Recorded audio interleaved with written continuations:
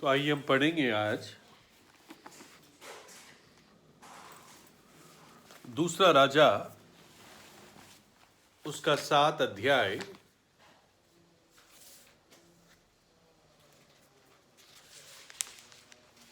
और 1 और 16 आयत अभी पढ़ूंगा इंग्लिश में, उसके बाद हिंदी में पढ़ेंगे। 2 Kings chapter 7 verse 1. Then Elisha said, Hear ye the word of the Lord. Thus says the Lord, tomorrow about this time shall a measure of fine flour be sold for a shekel, and 2 measures of barley for a shekel in the gate of Samaria. Or 16 ayat, 16th verse. And the people went out and spoiled the tents of the Syrians. So a measure of the fine flour was sold for a shekel, and 2 measures of barley for a shekel according to the word of the Lord. तो हम हिंदी में पढ़ेंगे, लेकिन हिंदी में हमें कुछ ज़्यादा आयतें पढ़नी पड़ेगी ताकि हमें पूरा अंडरस्टैंडिंग रहे, मतलब पूरा समझ में आ सके। और इसके लिए थोड़ा सा पीछे भी जाना पड़ेगा 6 अध्याय में, क्योंकि ये जो घटना है ये एक्चुअली 6 अध्याय से शुरू होती है। 6 अध्याय के मैं आपको आयत बताऊंगा किस आयत से शुरू होती है। तो एक अध्याय पहले चले, दूसरा राजा 6 अध्याय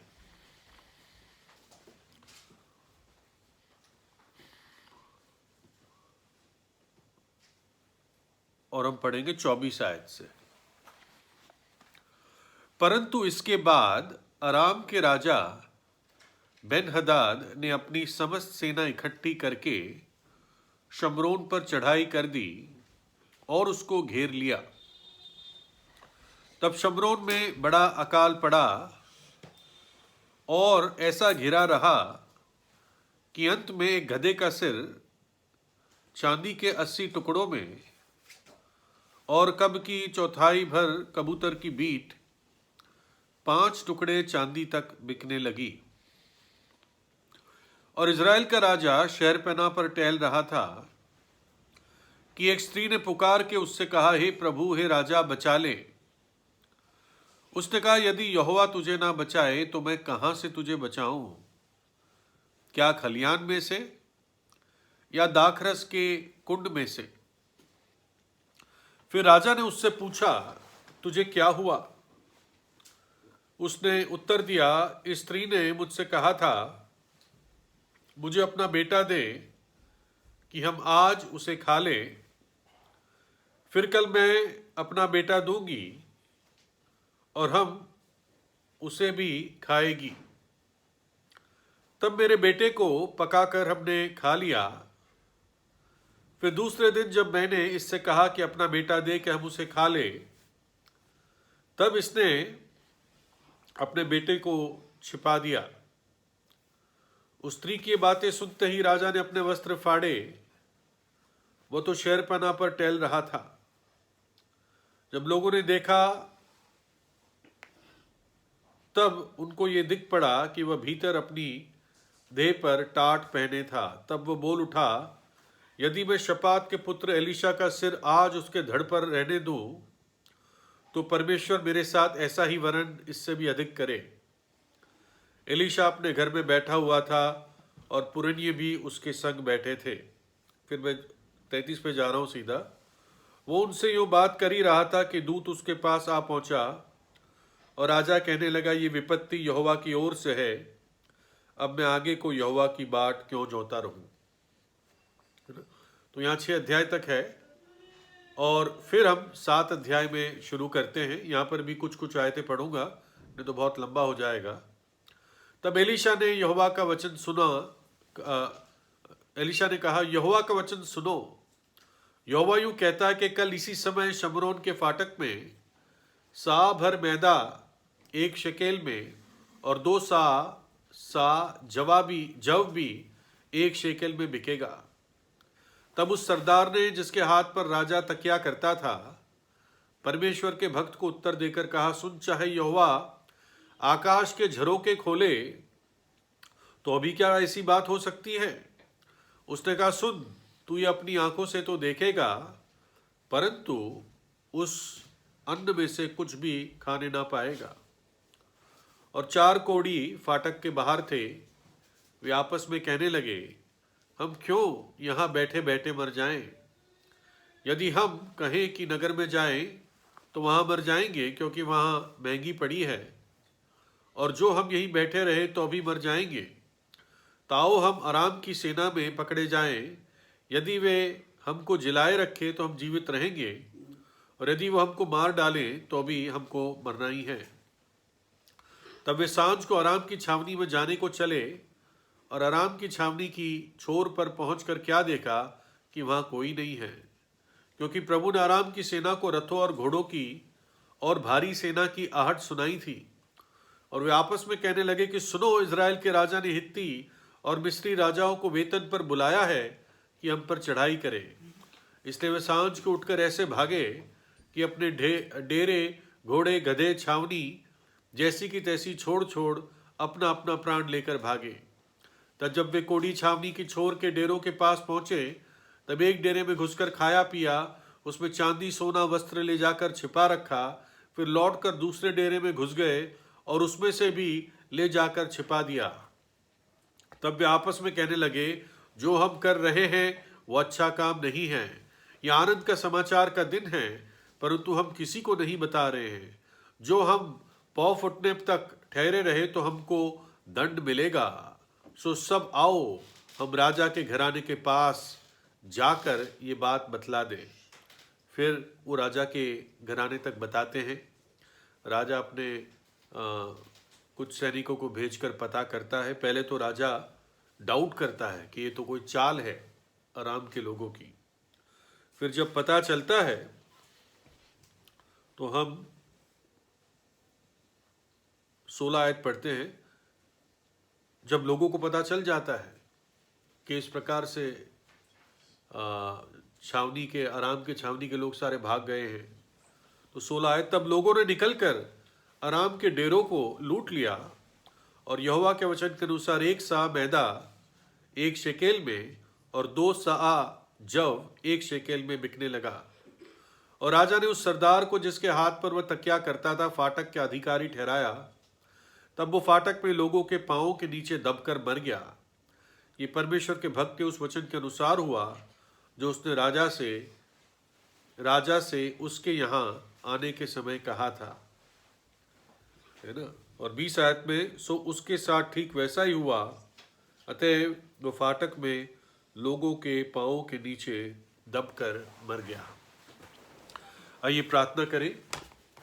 प्रभु, हम आपके वचन के लिए धन्यवाद देते हैं, और प्रार्थना है प्रभु कि आप इस वचन के द्वारा भी हमसे बातचीत करें, और पवित्र आत्मा हमें सिखाएं। यीशु के लहू में मुझे पवित्र करें, और हमारे समय पर आशीष दीजिए। सारे डिस्टर्बेंसेस को और शैतान की ताकतों को प्रभु आप वश में रखिए, दूर रखिए प्रभु यीशु के नाम में प्रार्थना मांगते हैं, आमीन। तो हमने पिछली बार जो एलीशा के आश्चर्यक्रम देखे थे, वो 13, 14, 15 और 16 4 आश्चर्यक्रम देखे थे। तो आज 17वां एलीशा का आश्चर्यक्रम देखेंगे। अब ये वाला जो अकाल था, ये ऐसा लगता है पूरे देश पर नहीं आया था, सिर्फ शमरोन नगर में आया था। और इसलिए आया था क्योंकि आराम की सेना ने उसको पूरी तौर से घेर लिया था। अब कोई सोचेगा, भाई अभी ऊपर की आयत में लिखा है कि आराम के लोगों ने फिर इजराइल पर हमला नहीं किया, तो अब कैसे हमला कर दिया? क्योंकि पिछली बार एलीशा ने उनको खिला पिला कर भेजा था। लेकिन अगर आप दूसरा राजा ध्यान से देखते हैं तो पता चलता है सारी घटनाएं एक के बाद एक नहीं लिखी हुई है, वो क्रोनोलॉजिकल ऑर्डर में नहीं है ना। तो इसलिए ये कारण हो सकता है, या ऐसा नहीं था कि आराम ने कसम खा ली हम कभी भी हमला नहीं करेंगे इजराइल पर, है ना। वो तो आज भी करते हैं।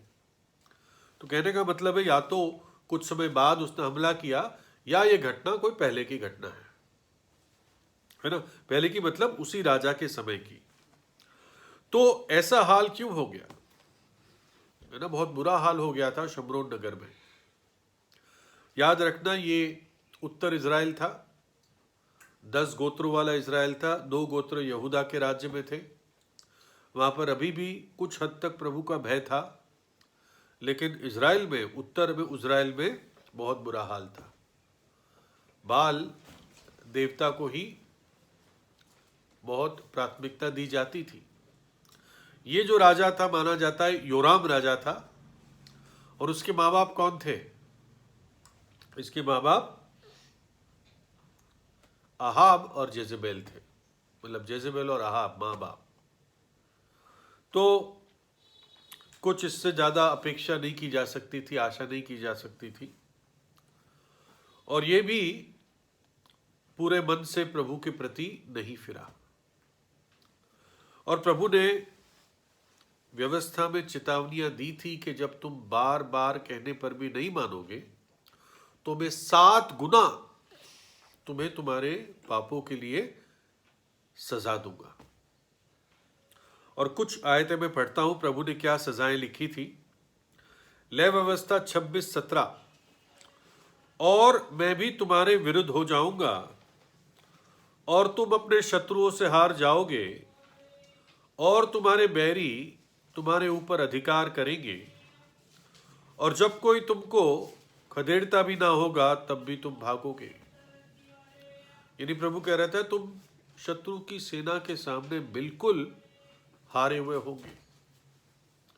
कोई पीछा नहीं कर रहा होगा तो भी दौड़ रहे होंगे, जो वास्तव में दुष्ट का भाग है। फिर व्यवस्था विवरण 28:53, तब घिर जाने और उस सकेती के समय जिसमें तेरे शत्रु तुझको डाल देंगे, तू अपने निज जन्माए बेटे बेटियों का मांस, जिन्हें परमेश्वर यहोवा तुझको देगा, खाएगा। यानी जो बच्चे तुझे परमेश्वर यहोवा ने दे रखे हैं, तू उन्हीं को खा लेगा, क्योंकि इतनी सकेती और भूखमरी आ जाएगी। और फिर इसी 28 अध्याय के 48 में व्यवस्था विवरण, इस कारण तुझको भूखा प्यासा नंगा और सब पदार्थों से रहित होकर अपने उन शत्रुओं की सेवा करनी पड़ेगी जिन्हें यहोवा तेरे विरुद्ध भेजेगा, और जब तक तू नाश न हो जाए तब तक वह तेरी गर्दन पर लोहे का जुआ डाल रखेगा। तुम क्या देखते हैं? शत्रु की सेना, भूखमरी, और बच्चे तक लोग खा लेंगे, ऐसा श्राप प्रभु ने बता दिया था व्यवस्था में, कि तुम नहीं मानोगे और फिर नहीं मानोगे और फिर नहीं मानोगे, तो I will visit you 7 times according to your iniquity. 7 गुना मैं तुम्हें तुम्हारे पापों और अपराधों के कारण दंड दूंगा। और अब शमरोन पर ऐसा ही परिस्थिति आ गई थी। सीरिया की, अराम की सेना ने ऐसे घेर लिया था लंबे समय तक कि कोई आना जाना नहीं होता था, खाना खत्म हो गया। ये मान के चलते खेत बाहर होते होंगे, क्योंकि ये दीवार वाला नगर था, तो जो उपज थी खत्म हो गई, खाना पीना बचा नहीं, लोग भूख के कारण मरे जा रहे थे, है ना? और देखिए, जो चीजें अशुद्ध मानी जाती थी व्यवस्था के अनुसार, उनका दाम कितना बढ़ गया। दूसरा राजा 6:25 जो हमने पढ़ा, तब शमरोन में बड़ा अकाल पड़ा और वो ऐसा घिरा रहा। ये अकाल घिरे रहने के कारण था, सेना के कारण, शत्रु की सेना के कारण, कि अंत में एक गधे का सिर चांदी के 80 टुकड़ों में और कब की चौथाई भर कबूतर की बीट 5 टुकड़े चांदी तक बिकने लगी, है ना? इतना बुरा हाल हो गया कि गधे का सिर लोग खाने लगे। है ना। और कबूतर की बीट, ये कबूतर की बीट कुछ बाइबल स्कॉलर्स मानते हैं कबूतर की बीट नहीं थी, मतलब इसका नाम ऐसा पड़ गया था। ये कोई प्याज जैसी कोई सब्जी थी जो नॉर्मल खाते नहीं थे, जहरीली नहीं थी, लेकिन खाई जा सकती थी, उसके अंदर कोई विशेष वैल्यू नहीं थी, लेकिन उसको कबूतर की बीट कहते थे। और जैसे कबूतर की आंख भी लोग खाते हैं ना, मतलब वो जो दाल होती है। तो और गधे को तो वैसे ही अशुद्ध प्राणी माना जाता था, और वो भी उसका सिर, है ना, इतना महंगा था, हम देखेंगे बाद में। तो इन सब सिचुएशन का, इन सब हालात का एक ही हल था, प्रभु के पास लौट कर आना। इन सब बुरी परिस्थितियां जो प्रभु के लोगों पर आई थी, तो राजा को लोगों को उभार के, लोगों की अगुवाई करके, सच्चा पश्चाताप में आकर यहोवा की ओर फिरना था। इलिया के टाइम क्या हुआ, है ना, लोगों ने फिर झुक झुक कर कहा यहोवा ही परमेश्वर है, यहोवा ही परमेश्वर है। लेकिन ऐसा लगता है थोड़ी दिन ही रहा वो, मतलब ये वाला बेदारी। फिर हम देखते हैं एलीशा के टाइम बहुत समय अच्छा नहीं था।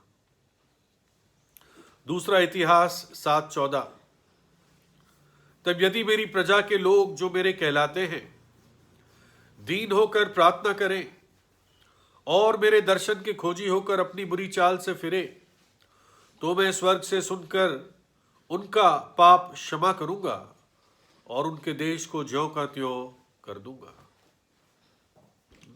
हल सिर्फ इन बातों में था, प्रभु से प्रार्थना करना, उसके चेहरे का खोजी होना, बुरी चाल से फिरना, है ना। तब प्रभु ने कहा मैं उनके पाप क्षमा करूंगा और फिर से भूमि को, परिस्थितियों को चंगा कर दूंगा। ऐसा लगता है एलीशा ने राजा को कह रखा था कि तू अभी हार मत मान, यानी सरेंडर मत कर, मतलब सीरिया की सेना या राजा को मत कह के चलो मैं हार गया, अब मुझे माफ कर दो, तुम्हें जो चाहिए मेरे खजाने ले लो। ये सरेंडर होता है। तो एलीशा ने कह रखा था सरेंडर मत कर तो अभी, और सिचुएशन और खराब होती गई शमरोन की। और जब फिर राजा शहरपना पर टहल रहा था, उसने देखा कि दो माओं ने अपने बच्चे खा लिए, एक ने खा लिया, दूसरे ने छिपा लिया। इतना बुरा हाल हो गया कि उसने अपने कपड़े फाड़ दिए। दुख में नहीं फाड़े, मतलब पश्चाताप में नहीं फाड़े, उसने गुस्से में फाड़े, वो हेल्पलेस हो गया। और फिर क्या कहा, मैं एलीशा का सिर काट दूंगा। इस सारी परिस्थिति का वो जिम्मेदार किसको ठहरा था? एलीशा को ठहरा रहा था। और क्या कह रहा है, मैं इसी दिन इसके धड़ से इसका सिर अलग कर दूंगा, है ना। ऐसी ही बात किसने की थी पहले? येजेबेल ने। किसके लिए? एलिया के लिए। और इसकी मां थी ये, है ना, जैसी मां वैसा बेटा। और जब तक प्रभु यीशु मसीह नहीं आता किसी के जीवन में, वो व्यक्ति नई सृष्टि नहीं हो सकता। इसलिए साफ लिखा है बाइबल में कि जब सेत पैदा हुआ तो वो आदम की समानता में पैदा हुआ, क्योंकि आदम गिर चुका था, है ना। तो इसलिए ये भी अपने मां की तरह प्रभु के दास के लिए कहता है इसके सिर को धड़ से अलग कर दूंगा। और तब वो एलीशा के पास अपने दूत को भेजता है। ये हम 6 अध्याय में देखते हैं।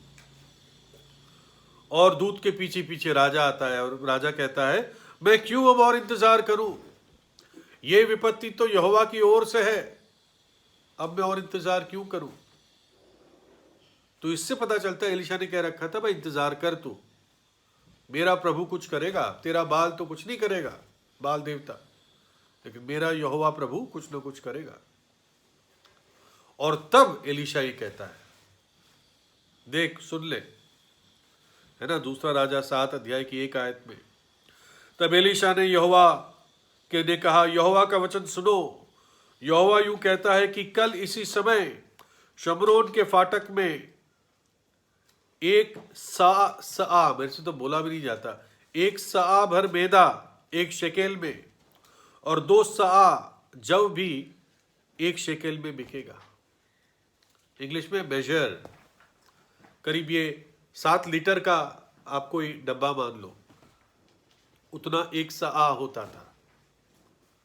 तो आटा 7 लीटर का आप बर्तन समझ लो, उतना 1 शेकेल में, और जव के 2 यानी 14 लीटर का जो वॉल्यूम है वो भी 1 शेकेल में बिकेगा, है ना। 1 शेकेल के आपको आइडिया दें, आज 1 शेकेल में इतना बड़ा बन मिलता है इजराइल में, ब्रेड। तो आप समझ रहे हो कि बहुत कम कीमत थी, मतलब इस कंपैरिजन में, कि आज की करेंसी और उस टाइम की करेंसी को कंपेयर नहीं कर सकते, लेकिन थोड़ा सा आइडिया लग सकता है।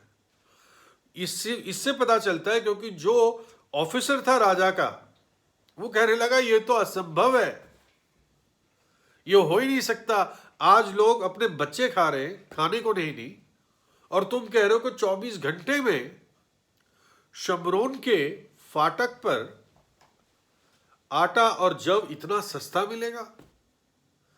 अरे क्या परमेश्वर आकाश में खिड़कियां लगा देगा, खिड़कियां खोल देगा कि बारिश के बदले जो नूह के टाइम हुआ खाना गिरेगा? वो ठट्टा उड़ाता है। 2 आयत में कहता है, तब उस सरदार ने जिसके हाथ पर राजा तकिया करता था, एक तरीका था उस राजा, मतलब कोई उसका एक चेला साथ रहता था और कुछ उसके हाथ पर लीन करता था या अपना हाथ रखता था और वो उस पर ऐसे करके कुछ उनका आदर देने का तरीका था, इसलिए लिखा है। याद है आपको, नमान भी कहता है जब एलिशा को कहता है कि जब मेरा स्वामी मेरे हाथ पर टिकता है तो मैं क्या करूं, रिमोन के घराने में, रिमोन देवता के घर में। तो एलिशा कहता है तू शांति से वापस चला जा। तो वही वाला सिचुएशन है। तो परमेश्वर के भक्त ने को उत्तर देकर उस अफसर ने कहा, सुन, चाहे यहोवा आकाश के झरोखे खोले, यानी खिड़कियां खोल दे, तो भी क्या ऐसी बात हो सकती है? और तब एलिशा ने कहा, सुन, तू अपनी आंख से तो देखेगा, परंतु उस अन्न में से कुछ खाने ना पाएगा।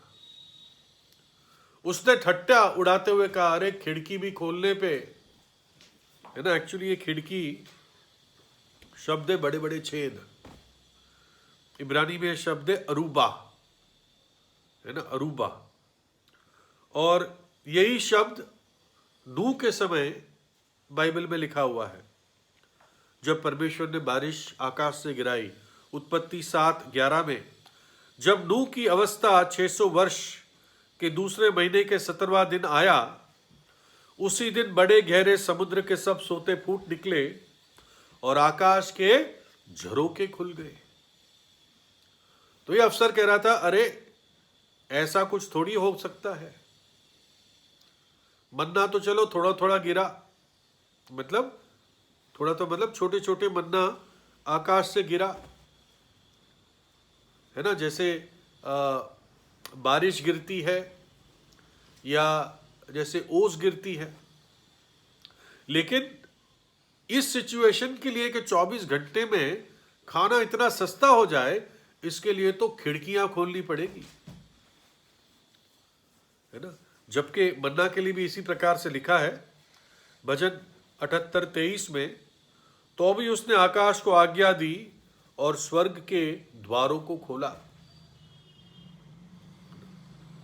प्रभु मलाकी 3:10 में, विषय अलग है लेकिन यहाँ पे शब्द वही उपयोग किया गया है, सारे दशमांश भंडार में ले आओ कि मेरे भवन में भोजन वस्तु रहे, और सेनाओं को यहोवा यूं कहता है कि ऐसा करके मुझे परखो कि मैं आकाश के झरोखे तुम्हारे लिए खोलकर तुम्हारे ऊपर अपरंपार अपरंपार अपरंपार आशीष की वर्षा करता हूं कि नहीं।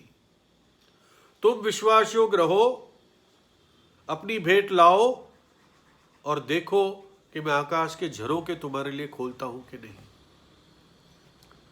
तो अजीब बात है, जब एलीशा ने बात कही तो ना राजा ने विश्वास किया और ना उसके अफसर ने विश्वास किया। कम से कम राजा चुप रहा, लेकिन अफसर ने अपना मुंह खोल दिया कि ये तो इम्पॉसिबल सा ही लगता है, क्या परमेश्वर खिड़की खोलेगा? जो नम्र मन होता है वो परमेश्वर का वचन सुनकर विश्वास करता है।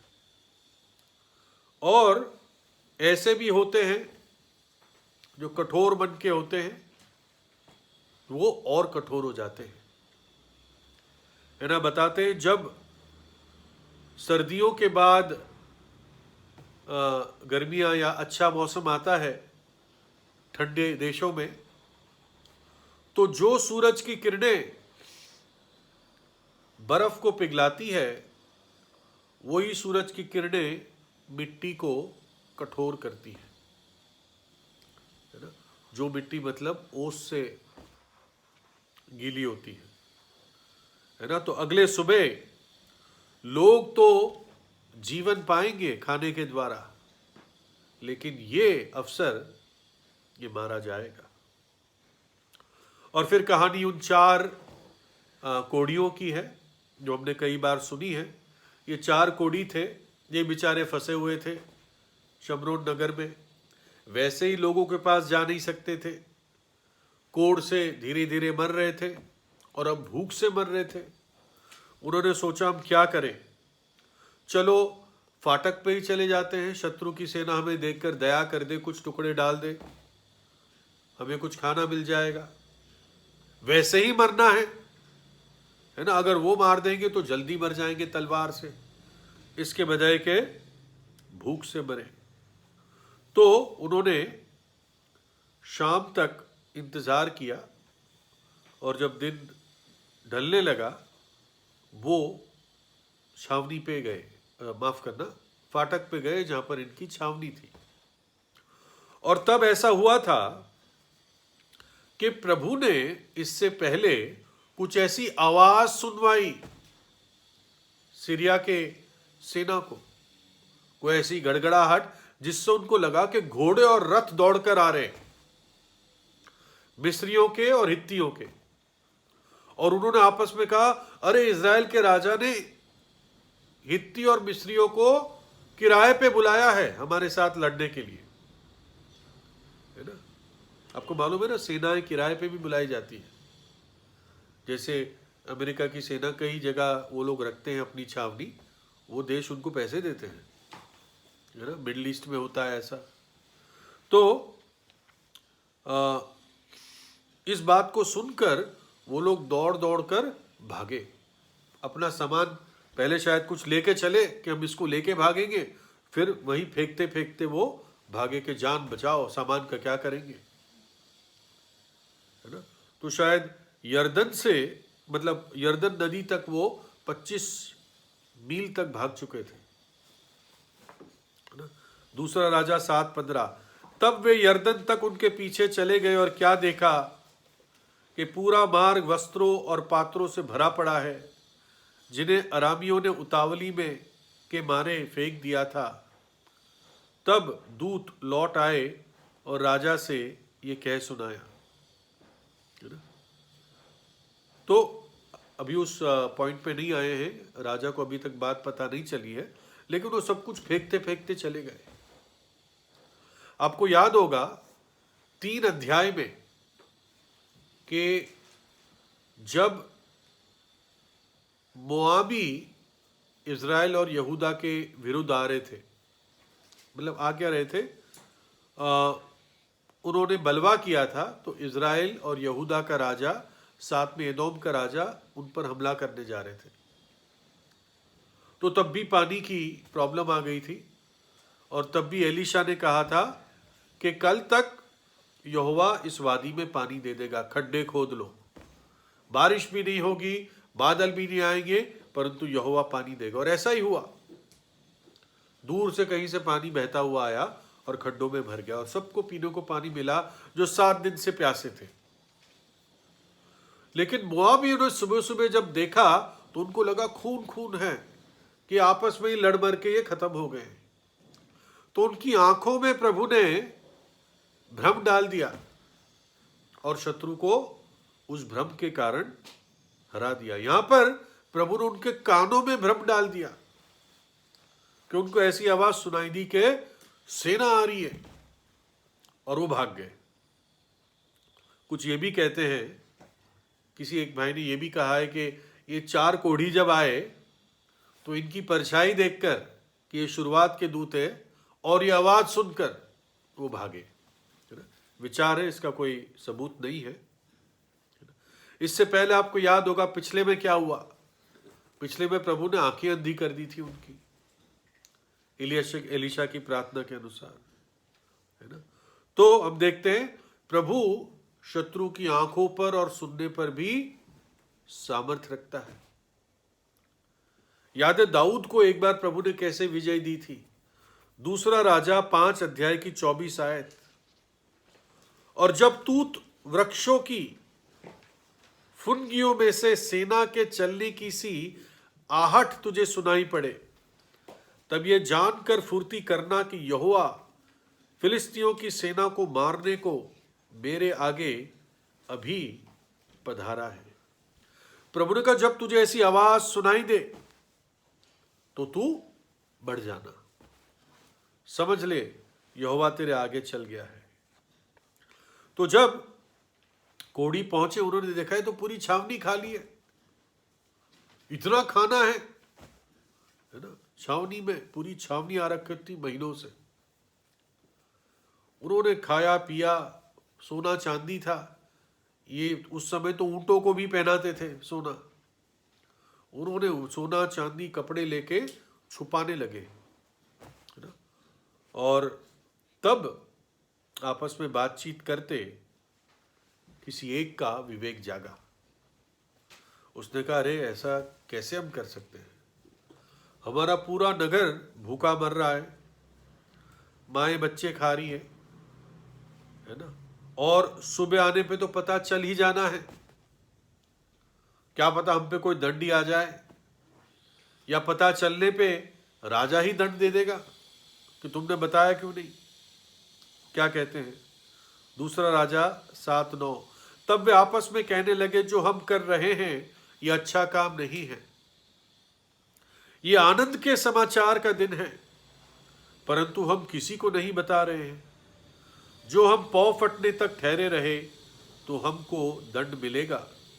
सो अब आओ हम राजा के घराने के पास जाकर ये बात बतला दें। जो उनको एक प्रकार से शारीरिक रूप में उद्धार मिला, यानी बचाव मिला, वो कहते हैं हम इस बात को हमें बताना अब जरूरी है। ऐसा ना हो कि सुबह होते ही हम पर कोई दंड आ जाए, है ना। और ये बात कितनी हमारे से भी लागू होती है कि प्रभु ने जो हमें मुफ्त में उद्धार दिया है, जो अनंत जीवन दिया है, यह आनंद का समाचार हमें दूसरों को भी देना है, दूसरों को भी देना है। प्रभु फिर से वो बड़ा द्वार खोल दे हमारे लिए कि हम डटकर और हिम्मत के साथ दोबारा प्रभु का वो आनंद का समाचार लोगों को दे सके। और ये हमारी जिम्मेदारी है, प्रभु हमसे हिसाब लेगा। मोर्दकाई ने एस्तर को क्या कहा था कि यहूदियों के लिए उद्धार तो कहीं से भी आएगा ही, लेकिन तू याद रखना तू इस समय के लिए, यहां के लिए, इस परिस्थिति के लिए बुलाई गई है, और तू अपना काम नहीं करेगी तो प्रभु तो उद्धार लाएगा ही, बचाव लाएगा ही, लेकिन तू और तेरा घराना नाश होगा। है ना? यानी तू हिसाब दे है। ये खजाना जो तूने पाया है प्रभु यीशु मसीह में, इस सुसमाचार में, ये तू छिपा के नहीं रख सकता। है ना? एक नगर जो पहाड़ पर है वो छिप नहीं सकता। पौलुस क्या कहता है 1 कोरिन्थियों 9:16 और 17 में, और यदि मैं सुसमाचार सुनाऊं तो मेरा कुछ घमंड नहीं, क्योंकि यह तो मेरे लिए अवश्य है, और यदि मैं सुसमाचार ना सुनाऊं तो मुझ पर हाय, क्योंकि यदि अपनी इच्छा से करता हूं तो मजदूरी मुझे मिलती है, और यदि अपनी इच्छा से नहीं करता तो भी भंडारीपन मुझे सौंपा गया है। पौलुस कहता अब तो मैं प्रभु में अपनी इच्छा से बंधुआ गुलाम बनी गया हूं सुसमाचार के लिए। कभी इच्छा होती है, कभी नहीं भी होती, तब भी मैं सुसमाचार का अब भंडारी हूं, मुझे करना ही है। आपको मालूम है मैराथन रेस होता है, बहुत सारे हजारों लोग दौड़ते हैं हर साल। मैराथन रेस जो होती है ये 26 मील की होती है, सिर्फ 26 पॉइंट कुछ होता है, आप 26 मील समझ लीजिए। और इसमें जो पहला पहुंचता है ये बात नहीं होती, इसमें रेस कंप्लीट करनी होती है। कुछ लोग व्हीलचेयर पे भी कंप्लीट करते हैं, है ना, और जवान और अधेड़ उम्र के बूढ़े भी जो दौड़ सकते हैं वो दौड़ते हैं। तो ये मैराथन आया कहां से, है ना? ये मैराथन एक्चुअली एक नगर था,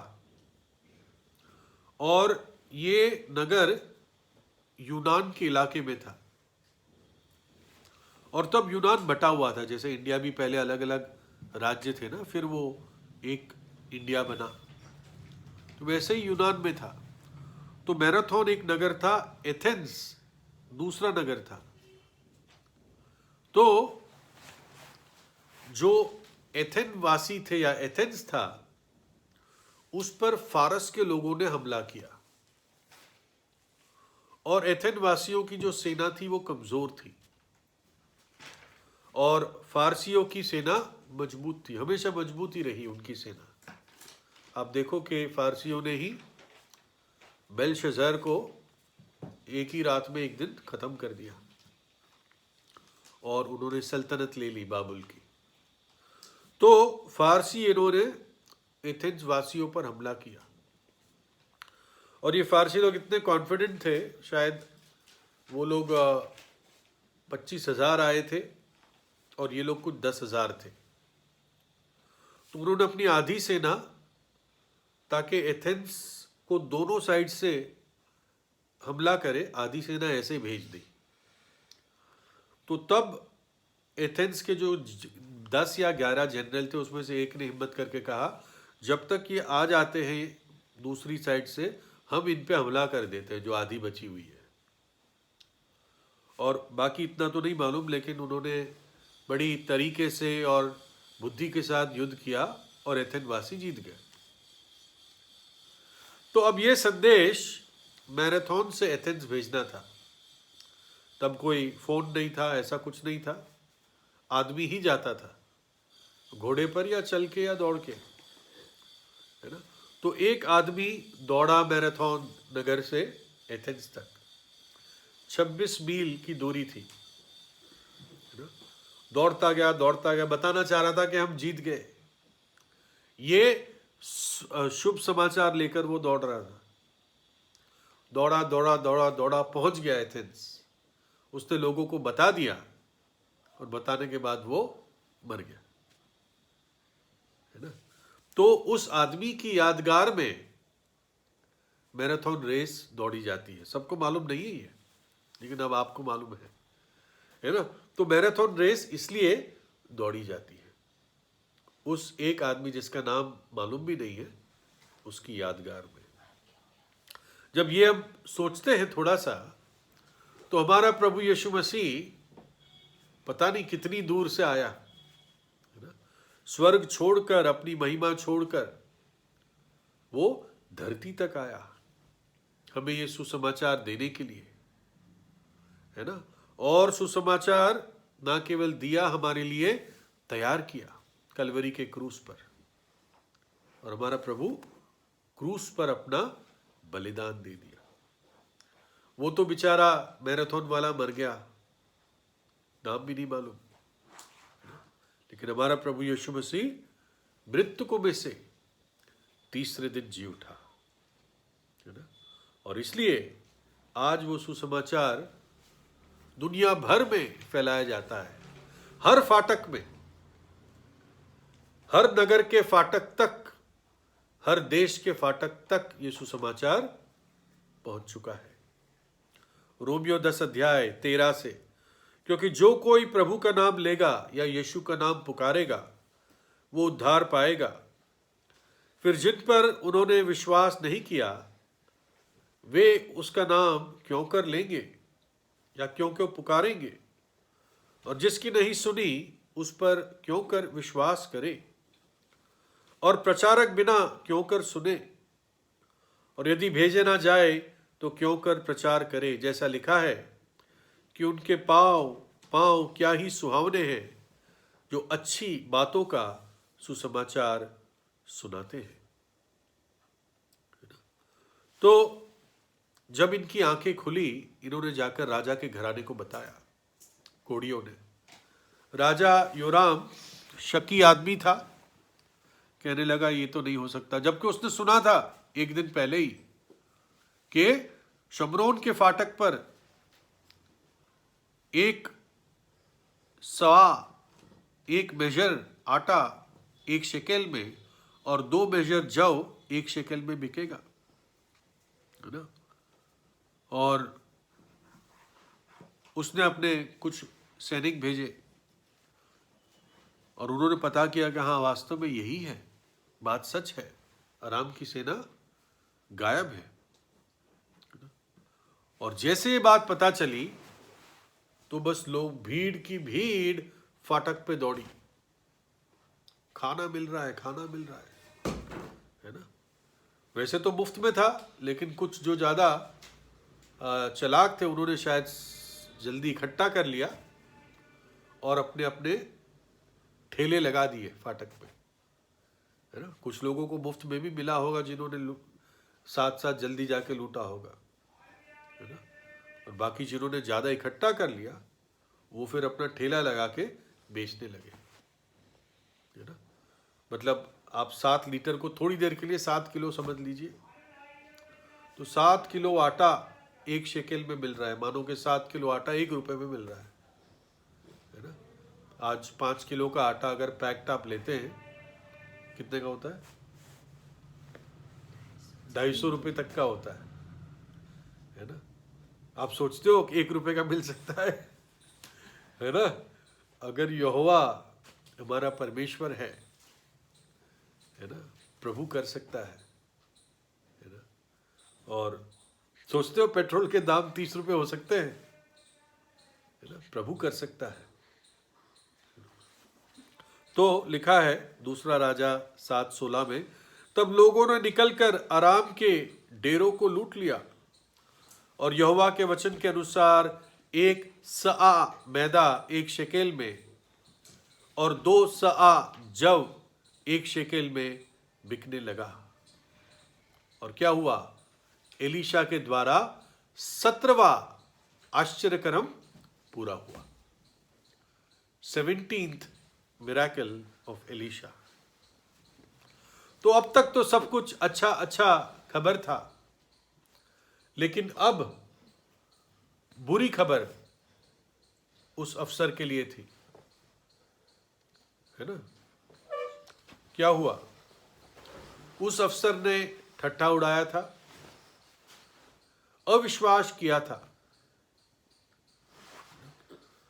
वो सोच रहा था हो ही नहीं सकता कि जब गधे का सिर 80 चांदी के टुकड़ों में, 80 चांदी के टुकड़े करीब 1 किलो से कम होता था, मतलब 1 किलो चांदी तोली जाए 900 कुछ ग्राम की होती थी, 80 टुकड़े चांदी के। और जो कबूतर की बीट जिसे कहते थे वो 50 ग्राम चांदी की मिल रही थी। अब आज सोच लो 1 किलो चांदी, मुझे नहीं मालूम कितना दाम है, मालूम है ना? होगा, मुझे लगता है 1 किलो पता नहीं कुछ लाख रुपए होंगे, है ना? तो और उसमें मिल भी क्या रहा है? गधे का सिर। अब सिर में कितना मीट होता है, और गधे के भेजे से भी क्या मिलता होगा मुझे तो नहीं मालूम, है ना? और कबूतर की बीट, जो भी वो जड़ी बूटी थी, क्योंकि वास्तव में कबूतर की बीट खाई नहीं जाती है तो सबको मालूम है, लेकिन वो जड़ी बूटी जो आम तौर से नहीं खाई जाती है, बेकार का पत्ता माना जाता था, वो भी 50 ग्राम चांदी में बिक रहा था और लोग खा रहे थे उसको। इतना बुरा हाल था। इसलिए इस ऑफिसर ने कहा ये तो हो ही नहीं सकता कि आटा या मैदा और जव एक एक शेकेल में या आधे शेकेल में एक मेजर बिकने लगे, क्योंकि आटा जो था वो 1 शेकेल में था और 2 मेजर जव 1 शेकेल में था। तो लोग जब दौड़ने लगे तो राजा को लगा कुछ ज़्यादा गड़बड़ ना हो जाए, मारपीट ना हो जाए, तो उसने इसी ऑफिसर को लॉ एंड ऑर्डर वहाँ का एसडीएम बना दिया कि भाई तू जाके वह एसडीएम का रोल कर, डीएम का रोल कर, अपना डंडे से लोगों को कंट्रोल में रख, है ना? और वो गया वहाँ पे, और वहाँ पे गया और लोगों की जब भीड़ आई तो वो कुछ नहीं कर पाया, उस पे चल के उसको रोनते हुए लोग चले गए और वो व्यक्ति मर गया। और वचन बताता है 2 राजा 7 अध्याय में, वो इसलिए मरा क्योंकि यहोवा का वचन एलीशा के द्वारा एक दिन पहले कहा गया था, क्योंकि इसने अविश्वास किया था। प्रभु का वचन जीवित रहता है ना? और जिसने उसके वचन का इनकार किया वो जीवित नहीं रहेगा, नाश होगा। प्रभु ने कहा स्वर्ग और पृथ्वी टल जाएंगे परंतु मेरे वचन कभी नहीं टलेंगे। और एलीशा ने कहा तो देख तो पाएगा लेकिन खा नहीं पाएगा। उसने अन्न को देखा लेकिन वो खा नहीं पाया। अविश्वास एक व्यक्ति की आशीष और प्रतिफल दोनों ले लेता है और साथ में मृत्यु देता है। परमेश्वर ने, जैसे मैंने बताया, पूरी दुनिया के देशों के फाटकों पर आज अपना सुसमाचार, वो शुभ संदेश, वो अनुग्रह पहुंचाया है।